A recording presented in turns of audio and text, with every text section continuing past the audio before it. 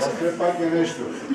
Друг спонсор, къде Мишо Маринов от Драгалевци, нашия високопланински водач, понеже и неговата фирма малко се клапи в момента, каза, давам цели 2 лева.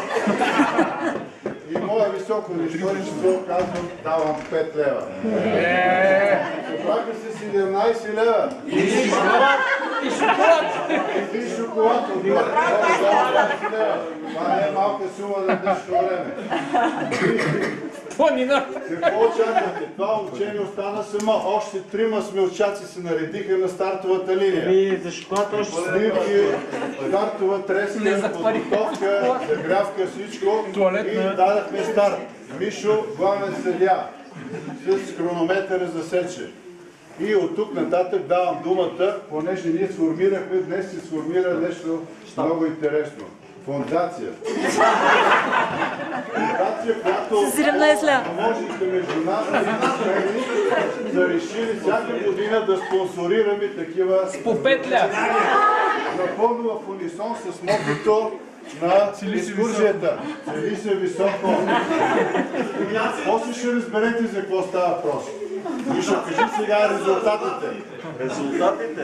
Значи аз, когато засекох и започнах да броя 1 минута, 2 минута, 3 минута и на 3 минута и 15 секунди видях Филип, който беше на върха на една скала и размаха ръце.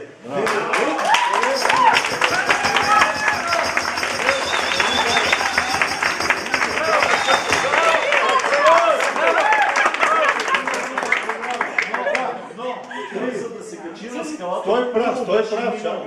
Първо беше минал през снега и тогава се беше качил. Вярвам му, че на 3-та минута и 4-та секунда е бил на снега. Ето, след това. 4 секунди. Другите двама отпаднаха още в началото. И остана още един, който... Влади Крумов, Така. 3-та минута и 30-та секунда също е бил на снега. Под 4 минути.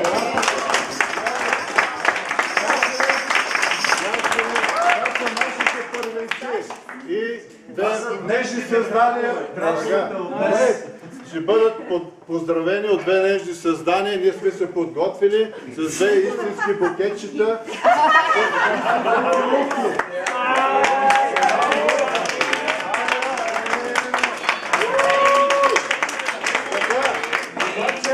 Това не е всичко. Това е само, да се каже, чувство и емоция.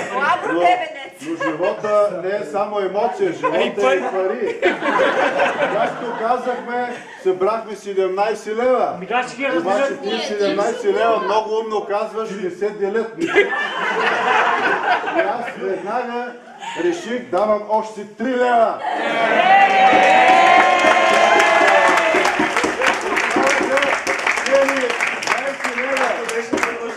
20 лева. Ето по 10 лева конвертируема валута.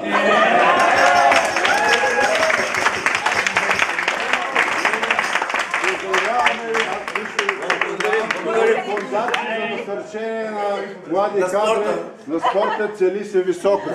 Така организацията ни се казва цели се високо.